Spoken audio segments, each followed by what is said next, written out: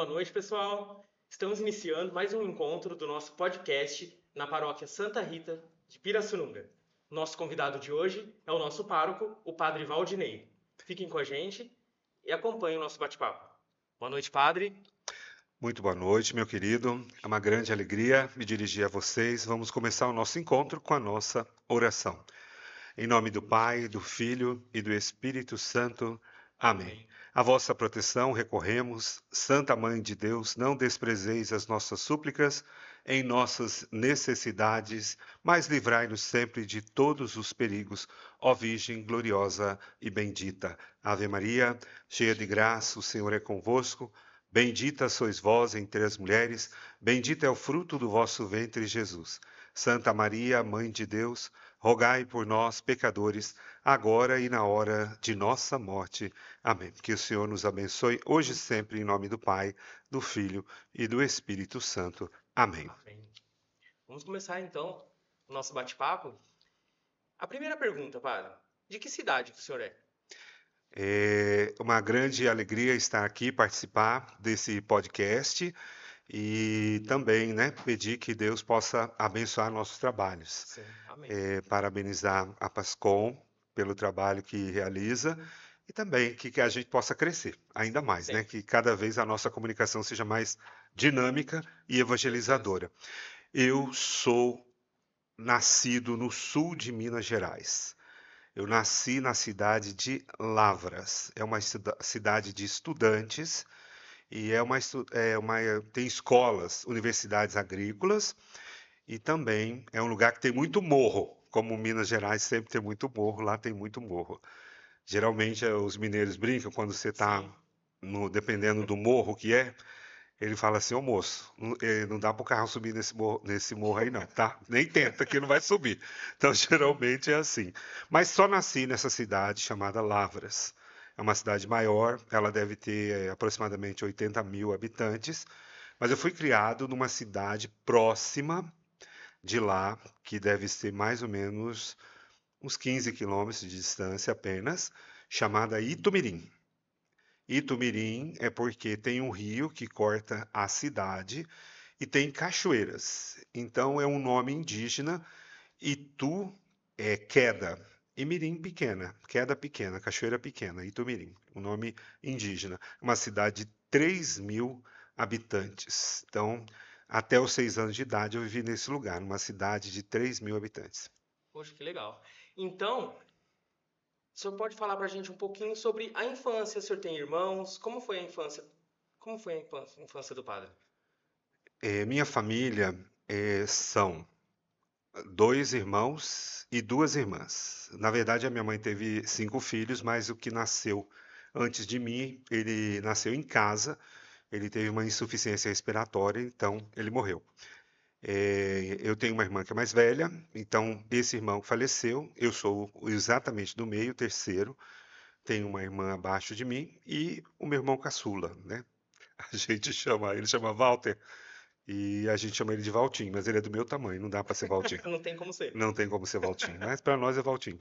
Sim. Então é uma família grande, mas a infância é bem tranquila, bem serena, uma cidade pequena, todo mundo se conhecia, aquela tradição do interior de Minas, se tivesse com a minha avó, ou com a minha mãe ou com meu pai, todas as pessoas que ele conhecia, a gente tinha que obrigatoriamente tomar bênção das pessoas.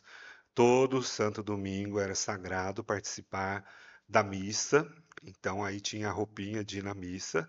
Depois chegava em casa, tirava, pendurava no preguinho atrás da porta e punha a roupa e ia brincar. E ia fazer as outras coisas. Mas sempre tradicional, católica. A diocese de nascimento é São João del Rei. Eu nasci no dia 6 de janeiro, do Dia de Reis, de 72. Eu tenho 53 anos atualmente. E fui batizado com 18 dias de nascido, no dia 24 de janeiro, e fui crismado com 6 meses de nascimento, dia 6 de agosto, que é a festa aqui do Senhor Bom Jesus, né? Então, essa é a data da minha crisma. Eu tinha 6 meses de nascido. Naquela época era muito comum, o bispo ia na cidade e crismava todo mundo. Certo. Então, porque era difícil o bispo ir. Então, quando ele Certo. chegava lá, enchia a igreja de gente, crismava todo mundo, aí saía aquelas pessoas, entrava outra turma, crismava todo mundo, até ele crismar todos. Certo. Depois o bispo ia embora, né? Era tradicional, o prefeito ia esperar o bispo na entrada da cidade, com a chave da cidade para entregar para ele. Aí tinha o carro de sua iminência, né, do bispo. E é claro, né? Assim, sei essas histórias por me contarem, né? Porque afinal fui crismado com 6 meses de idade.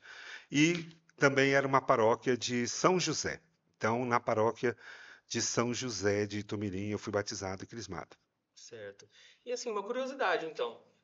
Foi batizado aos 6 meses. Aos 18 dias, Aos de- batismo.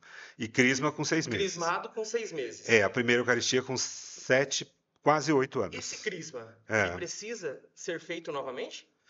Não, não Ou faz é, a parte não da é catequese? assim, é que era um costume antigo, né? Certo. No meu caso, eu quis. Quando eu fiquei adolescente, eu fui para a catequese crismal, fiz todo o processo catequético. Quando terminou, aí a catequista disse: Vamos marcar agora a crisma. E eu falei para ela: Eu já sou crismado, só vim fazer a catequese. Geralmente, né, a gente tem que fazer a formação, aí é necessário. Hoje, né, para os sacramentos da iniciação cristã, para ministrar os três, geralmente só os adultos, quando é o caso, né? Então, aí, sendo adulto, já vai ser batizado, crismado e receber a primeira Eucaristia na mesma missa. Então, o Código de Direito Canônico prevê essa possibilidade para o pároco poder realizar, né? Mas no meu caso eu quis, e foi uma coisa muito importante, que daí eu também comecei a participar do grupo de jovens depois da paróquia, Certo. onde eu estava, né? Certo. E então, assim, já adolescente, começou a trabalhar com quantos anos? Qual foi a primeira profissão? Minha primeira profissão foi vender picolé com 10 anos de idade na praia. Eu morava no litoral do Espírito Santo, próximo à cidade de Anchieta. Anchieta é muito famoso porque ele andou no litoral aqui desde São Paulo até lá no Espírito Santo. Ele é um dos fundadores da cidade de São Paulo e no estado do Espírito Santo tem uma cidade que tem o nome dele. Então Certo. eu morava num distrito dessa cidade de Anchieta chamado Iriri. E era um local de veraneio, porque tem praias muito bonitas. Então nas férias eu vendia picolé. Então eu me lembro que com o dinheiro que eu ganhei, eu comprei uma bicicleta, uma máquina de datilografia, comprava os meus livros da escola, já fazia bastante coisa com o meu dinheirinho. E era uma diversão, né? Com 10 anos, também era Era uma bom, diversão, né? era bom, Era passava o gostoso. tempo, né, nas férias. Então a responsabilidade começou cedo. Sim, É. sim. E quando que o senhor percebeu, assim, que passou pela cabeça do senhor em ser sacerdote? Quando, assim, meu pai trabalhava numa empresa que se chama Andrade Gutierrez. Andrade Gutierrez, ela fazia saneamento básico pelo Brasil afora. Acredito que ainda faz. Ela é uma das concorrentes da Mendes Júnior, ambas bem famosas. Chegou uma vez que ele foi cogitado até para trabalhar no Iraque, mas não chegou aí. E em função disso, nós mudávamos sempre de cidade em cidade. Às vezes morava 6 meses num lugar, 8 meses, um ano, 2 anos numa cidade. Então as mudanças eram constantes. Então, Certo. desde os meus 6 anos de idade, nós sempre mudamos. Então, morei em várias cidades do estado de Minas Gerais, morei no sul do Pará, morei em várias cidades do estado do Espírito Santo, morei também no litoral do Rio de Janeiro, próximo à cidade de Cabo Frio, em Arraial do Cabo, que é um lugar lindíssimo, né? Porque é o Caribe brasileiro, são as águas mais cristalinas para um mergulho no Brasil. Então, Arraial é conhecido pela areia branca da praia e também pelas águas do mar, que são as melhores para mergulho. E lá, quando eu estava com 14 anos, mais ou menos, um dia eu estava na missa e eu me lembro de estar sentado na igreja e dava para ver pela porta lateral a praia. E estava um dia bonito, assim, e eu olhando para o altar, né, o padre, e eu me senti tocado. Eu falei, Deus, eu queria fazer uma experiência sua na minha vida. Eu acho que começa ali. Eu costumo brincar que eu não devia ter falado nada, eu devia ter ficado quieto. Mas eu falei para ele assim, ai Deus, eu quero fazer uma experiência sua na minha vida. E ali começou. E a partir daquele momento eu comecei a conhecer algumas pessoas na comunidade e a gente começou um trabalho com juventude. E eu me lembro que eu estava na escola e estava fazendo, terminando, já um pouco depois, né, o ensino médio, que naquela época era o segundo grau, e eu fiz o científico na época. E estava com 16 para 17 anos, e tinha eu e um amigo que normalmente a gente era meio os líderes do grupo de jovens, então a gente fazia encontros para a juventude, e nós pedimos à nossa diretora, ela deixava a gente sair da escola, e nós íamos para as cidades circunvizinhas, nas escolas, convidar os jovens para poder fazer o encontro. A gente montava tudo. Que A legal. gente arrumava a escola para fazer encontro, quadra, gente para cantar, às vezes a gente cantava, gente para cozinhar. Os nossos encontros, às vezes, tinham 600 jovens, porque a gente ia de escola em escola, sala em sala, convidando os jovens para participar do encontro com 16 anos, né? Era muito, a gente tinha muita coragem. Era Muita mesmo. cara de pau também, Sim, né? é. Para poder passar, entrar lá nas Ah, sim, com escolas, certeza. falar com o pessoal. Mas tinha uma resposta muito boa, né? Uhum. E o nosso grupo de jovens também, a gente começou a ajudar na catequese da paróquia. E uma das missões que a gente tinha era catequizar as crianças nas regiões mais pobres da cidade. Então, nos morros, assim, na favela da cidade, a gente ia para lá para fazer catequese com as crianças. Então foi meio que natural, começando a fazer a catequese, aí a gente percebeu que as pessoas tinham muita dificuldade em chegar ao fim do mês com dinheiro, que o dinheiro não dava, e a gente percebeu, nós percebemos que eles não sabiam gastar o dinheiro. Então nós fomos aprender economia doméstica para ensinar para eles aprender a equacionar aquele dinheiro para chegar no final do mês. A gente também fazia, eles tinham dificuldade às vezes com roupa, então a gente ganhava um monte de coisa e fazia bazar, porque se a gente desse, não tinha valor. Então a gente fazia bazar Sim. para eles poderem ter as coisas, né? Mesmo que o custo era muito baixo, Uhum. mas a pessoa tinha comprado, Sim, então é sim. um outro valor. E esse trabalho social na comunidade foi fortalecendo esse desejo de ser padre. Então, a primeira vez que isso ficou assim muito claro para mim, eu estava com 17 anos.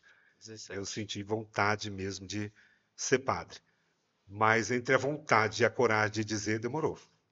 Demorou bastante, assim. Naquele momento eu senti vontade, mas eu não tinha Sim, coragem de falar com ninguém. Tinha coragem, fiquei quieto. sim. Tinha vontade, senti o chamado, mas fiquei quieto. Não disse nada. Certo. E aí chega um momento, então, que não tem como fugir, Ah, né? O chamado é feito e a gente vai relutando daqui e dali, mas chega uma hora que não tem como escapar. a providência divina, ela é incrível, né? Depois de 4 anos em Arraial do Cabo, eu acabei indo para o interior do Espírito Santo novamente, para a Diocese de Cachoeira de Itapemirim, numa cidade chamada Alegre, uma cidade no meio dos vales, das montanhas, um lugar muito quente. E eu comecei a participar do grupo de jovens lá da paróquia e logo peguei amizade com o padre também, padre Pedro Félix Bassini. Ele foi presidente do Conselho de Presbíteros Nacional durante muito tempo. E participando da igreja, da liturgia, do grupo de jovens, aí era aquela época que tinha um estilo mais pastoral da juventude, então tinha muito festival da canção, a gente ia para outras cidades, tinha muito retiro, e os jovens participando. Nós andávamos nas cidades da região inteira, assim, fazendo encontro com os jovens. Assim, não tinha um final de semana que a gente parava em casa. E era muito comum, embora a gente era do grupo de jovens, não era ministro da Eucaristia nem nada, mas o padre, nas comunidades rurais muito difícil de chegar, ele mandava a gente ir lá fazer a celebração da palavra, né? E a primeira a gente nem sabia o que fazer direito, então ele disse, vai lá e vai celebrar. E a gente se virou, Sim. né? E começou assim. Às vezes tinha que colocar corrente na rural para dar conta de chegar lá no lugar, porque tinha Uhum. chovido e escorregava, era uma loucura, né? Sim. Mas era muito divertido também, era muito, o Sim, povo sim. ficava esperando a gente chegar. Então, já mais ou menos com 20 para 21 anos, aí já estava nesse gás todo, né? Eu acabei fazendo o meu primeiro encontro vocacional nessa época, com 21, indo para 22. fomos para um seminário perto de Juiz de Fora, na cidade de Leopoldina.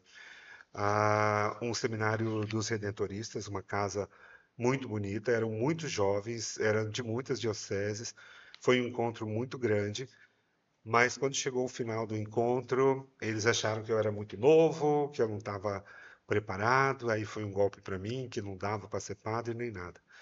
Eu me lembro de ter ficado muito chateado com isso, foi muito difícil para mim, mas continuei trabalhando na comunidade, a mesma coisa. Passou um tempo e eu saí dessa região e aí finalmente meu pai saiu dessa empresa Andrade Gutierrez e nós fomos morar em Minas novamente, na cidade de Divinópolis, onde estão os meus irmãos. Os meus pais já são falecidos, tanto a minha mãe quanto o meu pai. E a minha mãe morreu primeiro e tem já uns. Foi 2012, né? Tem 13 anos já. E o meu pai tem uns 6 anos, mais ou menos, que ele morreu.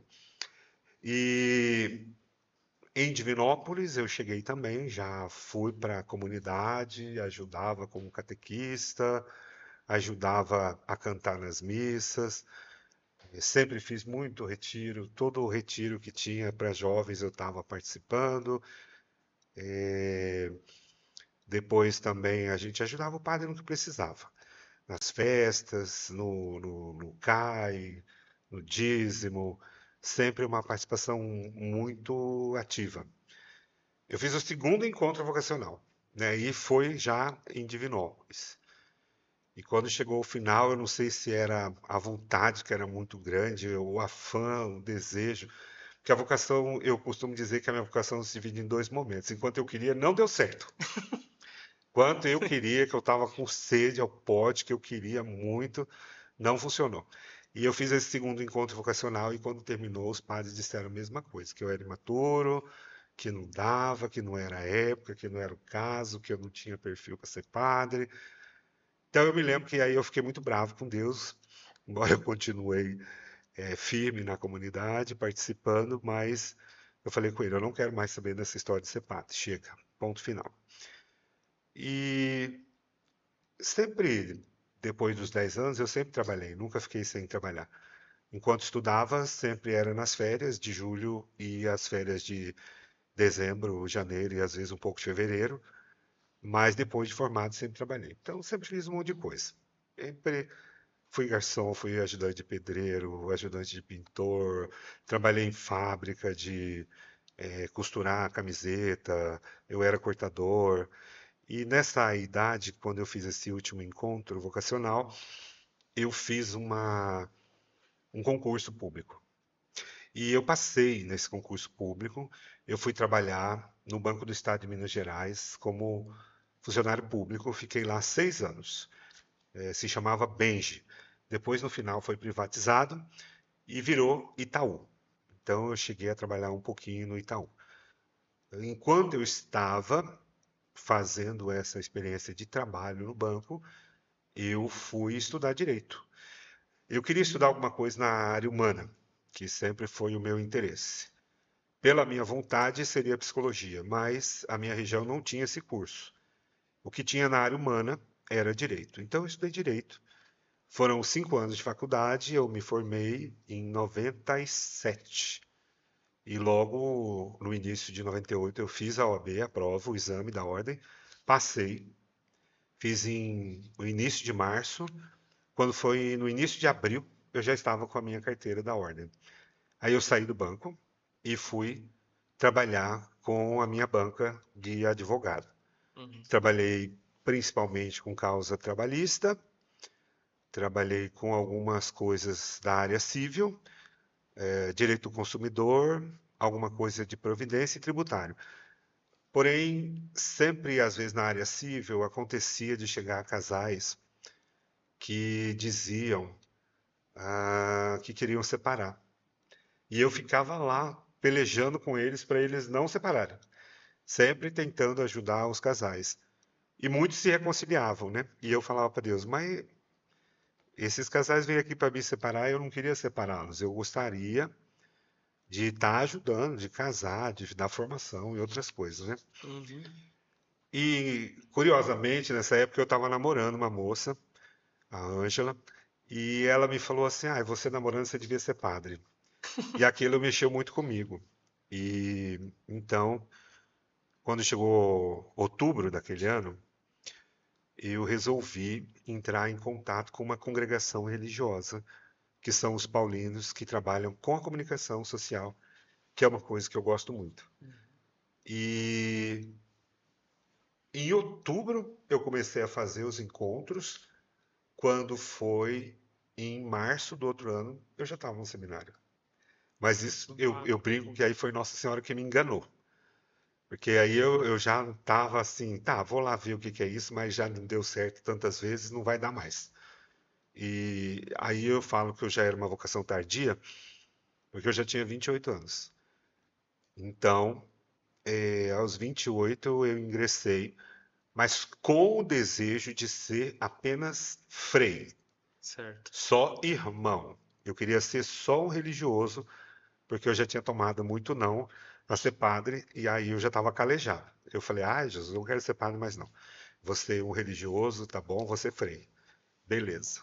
E aí eu entrei na congregação religiosa, foi no ano de 2000, 2000. 2000 que a gente ingressou. E é muito interessante porque eu fiquei com eles morando em Belo Horizonte primeiro, no bairro Céu Azul, um lugar muito bonito. Da varanda da parte superior da nossa casa, dava para ver a Lagoa da Pampulha. Então o pôr do sol era muito bonito. E estava pertinho lá da Toca da Raposa, mas eu não sou cruzeirense, mas também estava bem pertinho do Sim. Clube do Galo. Eu sou atleticano. E a minha faculdade era com os jesuítas, a FAGE hoje, né? A faculdade de teologia que é a melhor do Brasil, e eu fui estudar filosofia com eles. Comecei a fazer os créditos filosóficos.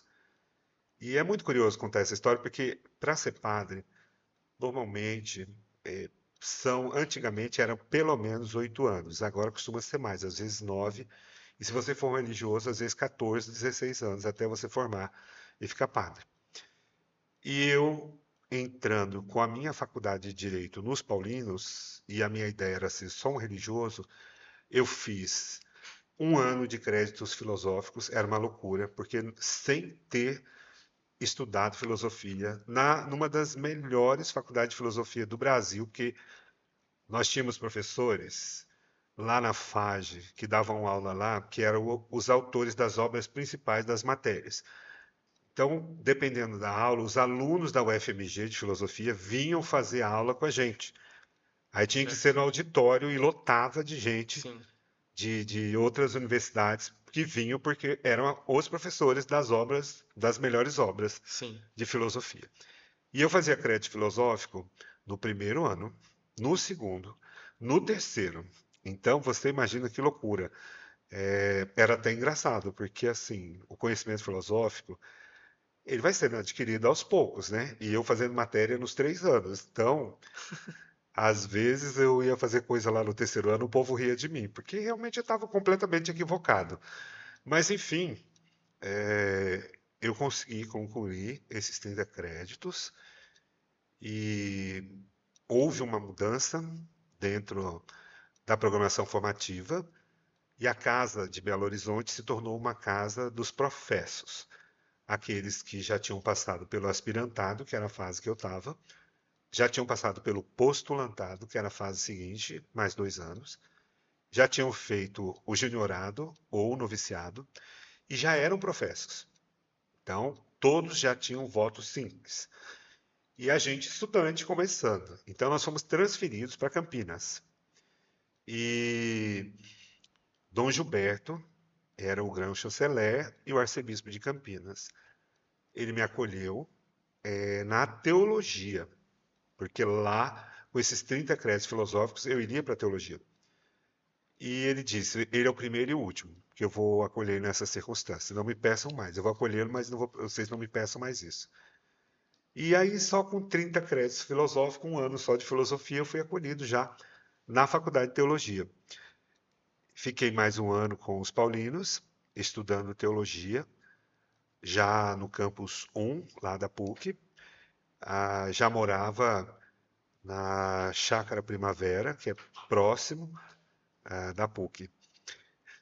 Tive uma crise vocacional nesse ano, porque o nosso trabalho é interno como paulino. Eu ajudava a escrever folhetos de celebrações litúrgicas, preces de liturgia diária, corrigir os textos, organizar, montar essa liturgia que vocês recebem do Deus conosco, mas a Sim, primeira foi a da Paulus, né? Então eu trabalhava, meu trabalho era ajudar o padre Nilo Lusa. Aquele folhetinho domingo tinha o de celebrações. O sim. padre Virgílio escrevia as colunas atrás, né? Eu escrevia colunas dos azulzinhos que eram de celebração da palavra. A gente trabalhava na livraria e tinha a vida interna, vamos dizer assim, do nosso mosteiro. Mas a minha crise foi que eu sentia falta do povo. Nós íamos à comunidade, às vezes só no sábado à tarde, participar da missa, mas nós não tínhamos nenhuma atividade lá, não ajudava na catequese nem em nada. Sim. E eu senti muita falta do povo, eu me senti um pouco preso numa vida assim, a vida monástica não é para mim, né? Uhum. Então, eu conversei com os padres da PUC nesta época, Padre Paulo Sérgio, que é da nossa diocese, o Padre Wilson Denadai, que era o reitor da universidade na época, e ambos me ajudaram. O Padre Wilson primeiro me disse: você não é que você não tenha vocação, você só está no lugar errado. Troque de lugar. Então, aquilo acendeu um farol. E na segunda parte, o Padre Paulo me disse: olha, aqui na Arquidiocese nós temos a Diocese de Bragança, de Amparo, Piracicaba, Limeira e Campinas propriamente. E na época eu falei: eu acho que Limeira tem um clero pequeno e o bispo vai me acolher. E foi o que aconteceu. Certo. O Paulo me disse as perguntas que o bispo ia me fazer, e ele fez exatamente as perguntas que ele falou. Eu já estava com a resposta pronta, Que né? bom. Ensaiado, né? Dever de casa já Tava estava feito, ensaiado. né? Mas Dom Ercílio me acolheu assim com muita alegria, porque como ele viu que eu era formado em direito, ele achou que seria uma coisa importante para a diocese, né? Embora eu nem mexo com isso, mas enfim, são os caminhos, os desígnios de Deus, né? Sim. Dom Ercílio me acolheu no final de dezembro. Quando foi em janeiro, ele foi transferido para Osasco. Eu vim para a Diocese de Limeira, fui acolhido no seminário em fevereiro, e Dom Ercílio foi para Osasco. E aqui eu fiz o segundo, o terceiro e o quarto ano de teologia. Para mim era muito curioso, porque eu falava com Deus assim na minha oração: Senhor, eu entrei no seminário para ser frei. Agora eu saí da congregação e estou no seminário onde as pessoas só são padre. O que está acontecendo? Como é que Que vai caminho ser é isso? esse? O que está acontecendo? Né? Porque toda vez que eu tentei ser padre e não deu certo, Sim. agora estou aqui. Como que vai ser isso, né? E a gente fica apavorado, com medo, né? Meu Deus, não vou dar conta, como é que vai ser isso, né? E aí a gente brincava no último ano: a gente vai com medo mesmo, tudo bem, vamos morrendo de medo, mas vamos, né? Mas vamos. Isso. Terminei a faculdade em 2004 e em janeiro de 2005, fui ordenado diácono em 28 de junho de 2004 e em janeiro, 30 de janeiro de 2005, eu fui ordenado presbítero. E aí esse ano completaram 20 anos de padre. 20 anos. Uma É, trajetória bonita, né? Desde o início, com a graça de Deus, bonito. né? Sim. Deus escreve certo nas linhas tortas da nossa vida, Exatamente. né? Exatamente. É. E todo assim, todo esse caminho, no início, como que foi a aceitação da família? Olha, a minha família nunca foi contra nem a favor. Eles falavam assim: se ele quiser, ele é maior, ele é que sabe da vida dele. Não é que Sim. tinha muito apoio, assim, não. É que, a bem da verdade, assim, embora tradicionalmente a gente sempre foi bastante católico, sempre foi, nunca lá em casa era sagrado. Domingo tinha que ir na missa e ponto final. Mas, assim, eu era o que mais participava da igreja depois de um certo tempo. Uhum. Sempre foi assim, eu sempre puxei todo mundo, né? Sim. E eu era um jovem normal, né? Então, mesmo que estava no grupo de jovens, mas sempre tinha, às vezes, reuniões, encontro, festa, aniversário e coisas sociais. E eu andava para tudo quanto é lugar, viajava muito. Sim. Então, como eu era assim muito comunicativo, muito integrado com o meu tempo, namorava e tal, minha mãe não acreditava que eu ia ser padre de jeito nenhum. Sim. Não tinha, não passava isso pela cabeça dela de jeito nenhum. Mas nunca foram contra, assim. E ao longo do caminho também sempre rezaram muito por mim, né? E minhas irmãs mais tranquilas sempre apoiaram, meus parentes também. E tanto do lado do meu pai quanto da minha mãe, eu sou o primeiro que se tornou assim religioso, né? Não tenho nenhuma prima ou sei lá parente que seja da parte feminina, uma irmã, uma religiosa ou ninguém também do outro lado que seja padre ou religioso, né? Eu Sim. sou o primeiro da minha família. Certo. Aí tem toda essa trajetória, chegou à Diocese de Limeira. Foi sempre de Exatamente. lá? Foi sempre, desculpa, não Foi entendi. sempre dessa diocese? Sim, aí sim. Depois que eu ingressei aqui na diocese, que foi o ano de 2002, aí a partir daí, esses 20 anos eu trabalho aqui, nunca fui de outro lugar. Sou Certo. diocesano, pertenço, encardinado, fui ordenado aqui. Primeiro não tinha bispo, porque Dom Exílio foi embora, então ficaram os administradores diocesanos, nesse caso, acho que foi o padre Priscílio, na época, que vocês conhecem aqui de Sim, Pirassununga, sim. né? E depois, não, minto, eu acho que primeiro, uma época, foi, salvo me engano, acho que foi para Darlindo primeiro, que era o administrador. Depois veio o bispo, que era Dom Augusto, Zini Filho. E aí, com Dom Augusto, eu fui ordenado diácono e presbítero. Aí Dom Augusto teve a convalescença, ficou doente, faleceu, e o padre Priscílio era administrador diocesano, ele me deu a primeira paróquia. Foi com ele. Na verdade, eu trabalhei como vigário paroquial na Sagrada Família de Limeira, uma paróquia tradicional conhecida. Fui para Artur Nogueira, trabalhei lá um ano. Depois eu peguei minha primeira paróquia com o Padre Priscílio, que foi a Santa Isabel. Fiquei lá mais de quase 8 anos. Vim para Descalvado, Nossa Senhora do Belém, 2 anos, que foi a época que eu conheci a Santa Rita, porque eu vim aqui fazer uma crisma no lugar do Dom Wilson, né, como vigário episcopal. E acho que era o Padre Mauro, o último agora, né? E depois fui para Cordeirópolis, Santo Antônio, 5 anos, e mais 5 anos na Basílica. E agora eu tô aqui. E agora aqui. É, Agora com a gente. é isso aí. E como que o senhor avalia, assim, tudo foi mudando. Com o tempo, as coisas foram mudando. E como que o senhor avalia a relação dos padres com a tecnologia hoje? Olha, esta é uma questão assim. Primeiro, começou com as televisões católicas, com a TV Aparecida, com a Século XXI, com a Rede Vida. Acho que o nicho começa ali. Uhum. Aí a gente tem esse ministério aí dos padres cantores, como o padre Marcelo Rossi, o Fábio de Mello, depois os pregadores, como o padre Léo, que fez um trabalho inestimável. Aí tem o padre Alessandro Campos, o padre Antônio Maria, o Alex Nogueira, agora. E também tem algumas congregações que se destacam, tem bastante coisa dos franciscanos, dos carmelitas que costumam aparecer, os jesuítas também.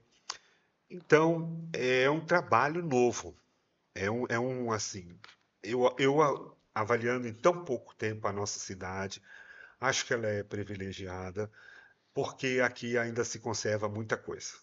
Então, nos grandes centros, Sim, onde a coisa já está mais acelerada, às vezes a gente tem a impressão que a vida já está uns 60% virtual e sim, 40% aqui no mundo, assim, no dia a dia e onde a gente está. sim. E eu acho que tem uma coisa muito boa, que ajuda muitas pessoas a rezar, mas precisa avaliar o risco. Isso não pode tirar a pessoa da comunidade, isso não pode trazer para a pessoa aquele sentimento assim que muita gente que não está na igreja fala, ah, mas eu rezo em casa, eu falo com meu Sim, Deus, aí eu fico com o meu padre particular e não sou parte da comunidade, não interajo com as pessoas, não trabalho, não dou minha contribuição, não dou meu testemunho. Eu acho que essa parte é muito fundamental. sim, Tanto a parte sim, pastoral quanto a parte comunitária da convivência, ela é essencial. Então, eles têm uma contribuição, porque diante da dificuldade da vida moderna, principalmente nos grandes centros, onde as pessoas levam, às vezes, 2 horas e meia, 3 horas para sair de casa, chegar no trabalho, e se deslocar é um processo muito complicado, sim, e também pela velocidade vertiginosa das coisas, é uma contribuição interessante. Do outro lado, acho que também precisa ter um senso crítico de quem escuta, porque nenhuma opinião é absoluta. Então, sim, por mais que eles estejam fazendo um bem, tem algumas opiniões que eles dão que são idiosincráticas. Quer dizer, eu estou falando o que eu acho. sim, E quando eu falo o que eu acho, eu tenho uma chance imensa de errar. Então, eu tenho que estar sempre falando junto com a igreja. Então, acho que choques que têm acontecido recentemente vêm muito de idiosincrasia, assim. Por mais que eu tenha uma maneira própria de viver a minha espiritualidade, o meu jeito de ser, as coisas que eu penso, nós temos muitos modelos de padre hoje em dia, mas a minha opinião é que nós temos que dizer o que a igreja diz e ponto final. Eu não tenho que dizer coisas além. É impossível eu passar a mensagem da igreja sem passar parte de mim. sim, Claro, né, por outro lado. Mas eu não posso exagerar nisso. Eu tenho também que ter um filtro, ter noção, perceber o meu público, ter o canal de comunicação para eu falar com essas pessoas, né? E também perceber em que nível de espiritualidade as pessoas estão. Então, fica muito. É uma palavra muito ruim, mas assim, corre-se o risco muito de pasteurizar as coisas, entendeu? uhum, Então, a mensagem, ela depende daquele que é o emissor, mas ela depende muito para ser compreendida, né, do receptor. E se o receptor não sim, tem uma preparação razoável, é muito fácil deturpar aquilo que foi comunicado, né? uhum, E mesmo, né, a questão do aprofundamento da mensagem em si, né?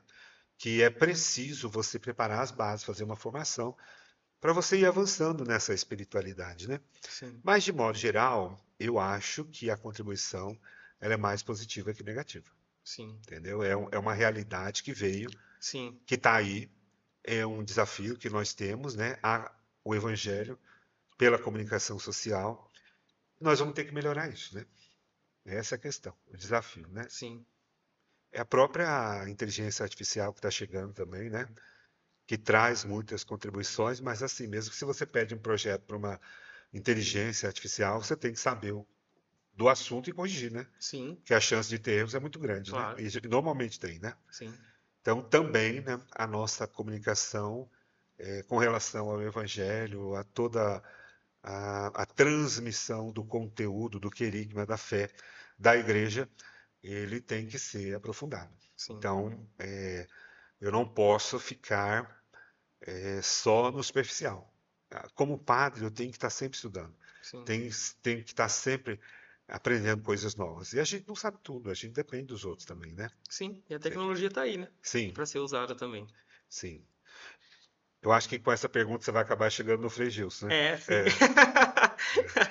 Tá no caminho, tá no tá no caminho. caminho, né? E qual que é a opinião do padre referente à renovação carismática?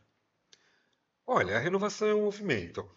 Ela é um movimento como a gente tem o neocatecumenato, como a gente tem o focolare, como a gente tem outros movimentos. Nós temos agora também muitas novas comunidades que têm surgido. Eu acho que a questão dessa evangelização pela internet, ela é quase como se fosse uma nova comunidade. Em específico do Frei Gilson, eu tive a oportunidade de conhecê-lo pessoalmente. Ele foi fazer um casamento no santuário em Americana, na Basílica, e ele é muito gentil, muito educado, muito humilde e é uma pessoa muito boa de ser tratado.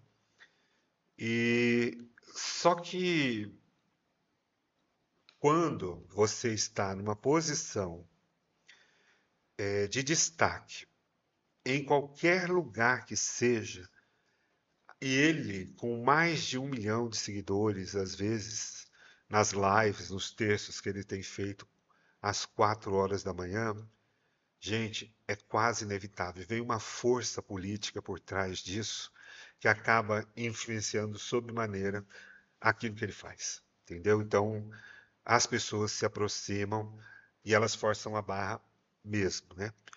Então, é muito difícil para o padre ele se desvencilhar de tudo isso e ele ter uma integralidade que dá as coisas com pureza, sem que exista assim um longa-manos político de qualquer vertente que seja, meio que empurrando a coisa.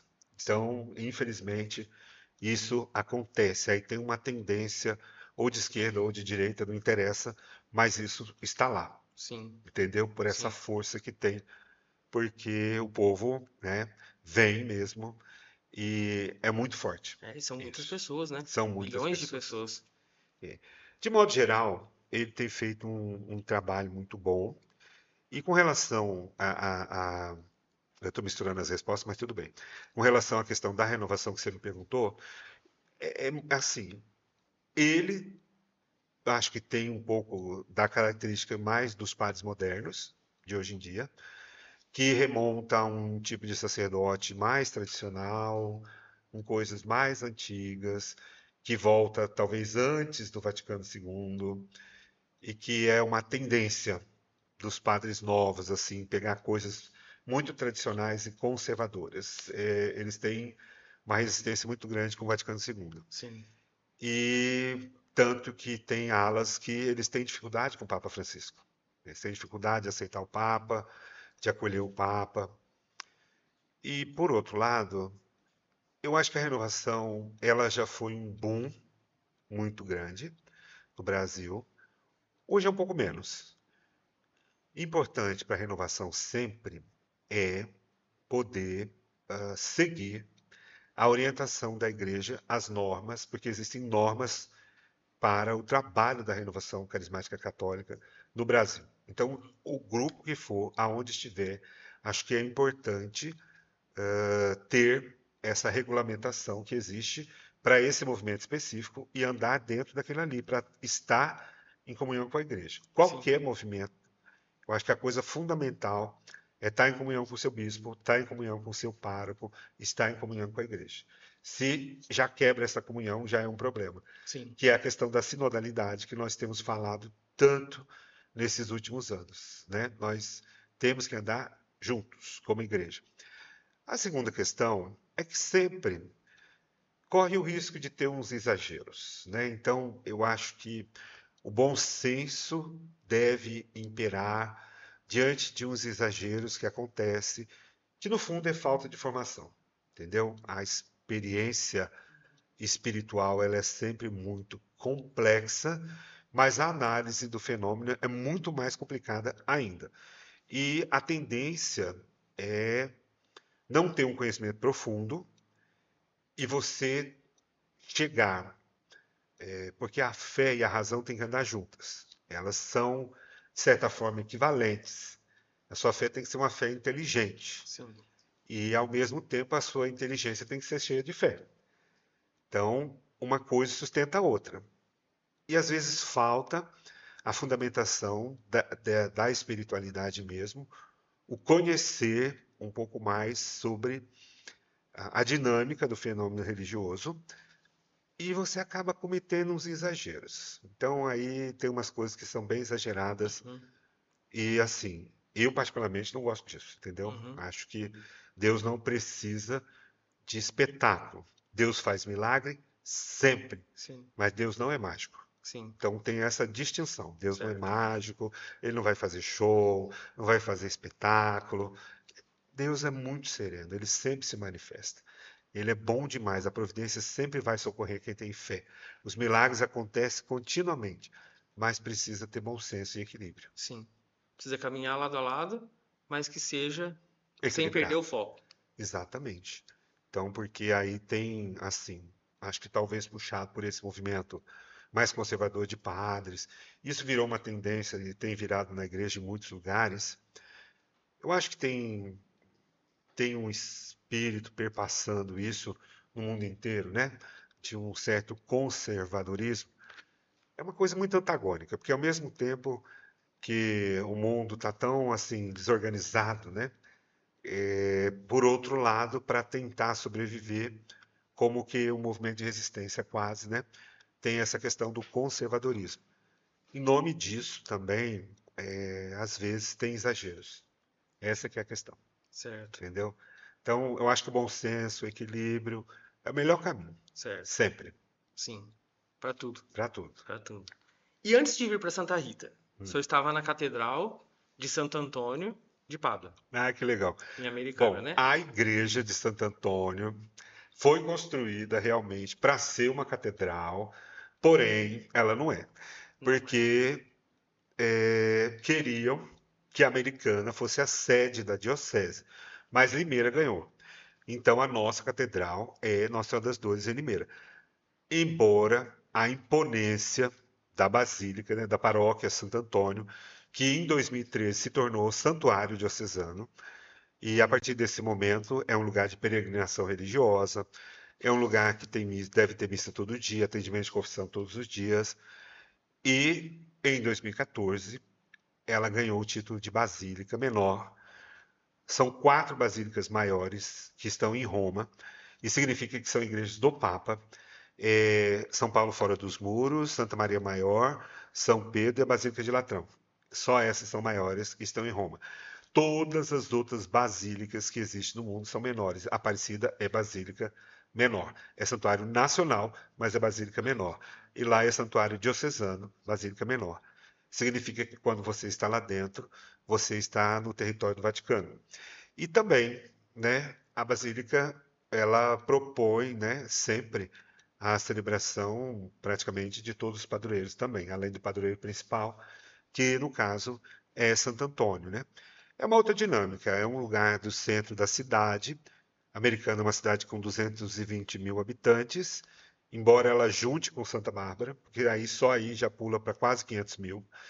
Depois, do outro lado, ela está já ligada com Nova Odessa, e Nova Odessa já está ligada com Sumaré, e Sumaré com Campinas. Então, ela está na região metropolitana de Campinas. Geral. E vem gente ali de todo lugar. E a Basílica é uma loucura, porque vem gente que te assiste na internet de São Paulo, na missa. Vem gente de Porto Ferreira que vai participar na missa lá. Então vem gente de todo canto. As pessoas de Presidente Prudente, de Ribeirão Preto ou de outros lugares. Todo mundo que chega em Americana, ela é um ponto turístico também. Então acaba indo lá e participando. Então a dinâmica da pastoral é muito acolhida. O Uhum. santuário tem que ser um lugar que acolhe todos os visitantes. Todo mundo tem que chegar lá e se sentir em casa. Então foi muito uma dinâmica que a gente trabalhou para o nosso processo de evangelização. Sim. E graças a Deus, nos 5 anos, embora eu peguei a pandemia, foi uma pastoral bem animada, graças a Deus. A gente tinha, nesse último ano, cerca de. Ai, nós tínhamos umas 300 crianças na catequese. Então, uma pequena Poxa, que escola. legal. Era bem animado, né? Catequese de adulto, crisma, pastoral do batismo, a pastoral da comunicação, a juventude, o apostolado da oração, e vai embora. Tinha mais Sim. coisa lá, né? Uhum. Então, eu deixei lá tendo 4 vocacionados entrado no seminário este ano. Olha, Um foi, deixou a nossa diocese e foi para Piracicaba, um foi para os Carmelitas e 2 entraram no nosso seminário propedêutico. E legal. 3 jovens fazendo encontros esse ano para começar a experiência o ano que vem. E também recentemente, lá da Basílica, uma jovem se tornou freira, a Rafaela, Que legal. irmã Maria Rafaela agora, né? Então, acho que tinha uma dinâmica de vida boa, Sim, né? sim, Graças a Deus. E agora eu tô aqui. sim. E tá com a gente há 2 meses. Isso, Praticamente 2 exatamente. meses. Dia 23 agora fez um mês da minha posse, né? Certo. É uma outra dinâmica, mas eu estou muito feliz. Eu fui muito bem acolhido e eu venho somar. Acho que aquilo que Sim, eu sim. puder contribuir, que eu puder ensinar, desses 20 anos de padre, eu quero poder oferecer uma contribuição. E também quero aprender muito com vocês, Ah, com sim, certeza. com certeza. É, Vai ser um aprendizado para todos, né? é. Tá certo. Não, bom, nós estamos numa caminhada para os 60 anos da paróquia. O que que o senhor tem em mente? O que que a gente pode esperar? O que que o pessoal que é da nossa comunidade pode esperar? Tem alguma novidade, alguma coisa? O que que o senhor pode dizer pra gente? Eu achei essa pergunta incrível, fantástica. Não faço ideia, mas enfim, tudo bem. Nós vamos planejar ainda, né? Sim, Eu acho que todo o aspecto da nossa festa religiosa e primeiro, eu acho que vai ser uma celebração de memória, de poder agradecer, em primeiro lugar, a sim, Deus, porque acho que a paróquia é um sonho dele. Depois, agradecer, nesses 60 anos, as pessoas que desde o começo participaram, ajudaram a construir essa paróquia do zero. Agradecer os religiosos, missionários do Sagrado Coração que passaram por aqui e acho que sem eles a Santa Rita não seria o que é, né? sim, Depois também eu acho que nós vamos ter a nossa parte religiosa da festa, a nossa gratidão imensa a Santa Rita por tudo, pelo caminhão, né? A imensidão de graças que ela derrama sobre o povo, as histórias, os testemunhos, né? Se for possível a gente recolher e compartilhar, acho que é uma ideia fantástica. Tanta gente que recebeu milagres de Santa Rita e esse amor, né, de Santa Rita com o povo aqui sim. de Pirassununga, através dessa paróquia, e esse trabalho, né, que continua, que as rosas de Santa Rita tragam muitos milagres para o nosso povo. Acho que também a nossa oração é pedir que Deus nos fortaleça diante dos desafios do futuro que a gente tem. E, claro, nós vamos ter a nossa parte social, a nossa tradicional quermesse, que a gente, desde já, convida as pessoas para participar. Vamos começar dia 26 de De abril. abril, e também, assim, que tem os voluntários também que venham trabalhar com a gente, né? As pessoas que talvez, olha, eu sempre tive vontade de trabalhar na festa, nunca pude.